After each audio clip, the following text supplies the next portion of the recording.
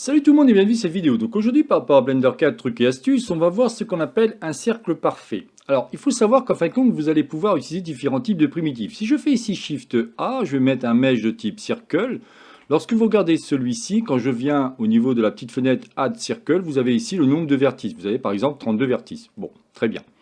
Donc qu'est-ce qu'il va falloir faire? Il va falloir en fin de compte pouvoir augmenter le nombre de vertices pour avoir autre chose que ça. Vous voyez ici qu'on a des segments, c'est vraiment pas joli du tout.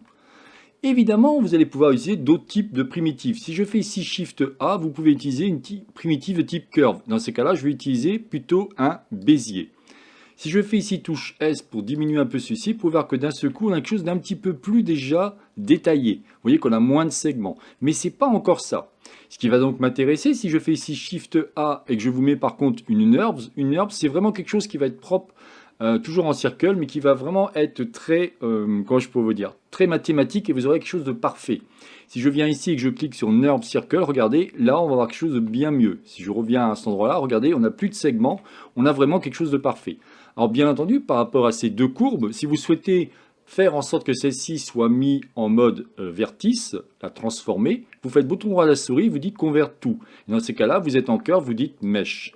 Si je me mets ici en mode édition, vous pouvez voir que si j'appuie sur A, alors ici, j'ai pas fait en sorte, alors attendez, je vais vous mettre les statistiques pour qu'on puisse mieux voir. Si je viens en premier ici, vous pouvez voir que j'ai bien 32 points. Là, je vous l'encadre en rouge. Si je viens sur l'autre élément, je viens ici, j'ai 48 points, mais on n'a pas encore ce qu'il faut.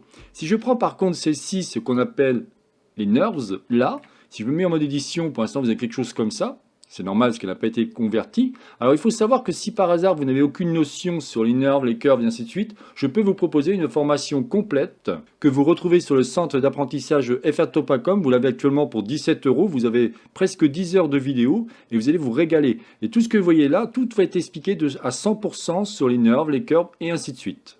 Donc par rapport à cette courbe, si je viens ici, vous pouvez voir que j'ai marqué 12 points. Ok.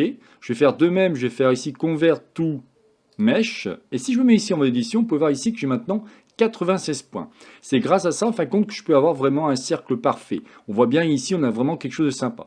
Voilà ce qui m'intéressait de vous montrer, la différence entre ce qu'on appelle les primitives de type Mesh ou les primitives de type Curve et NURBS.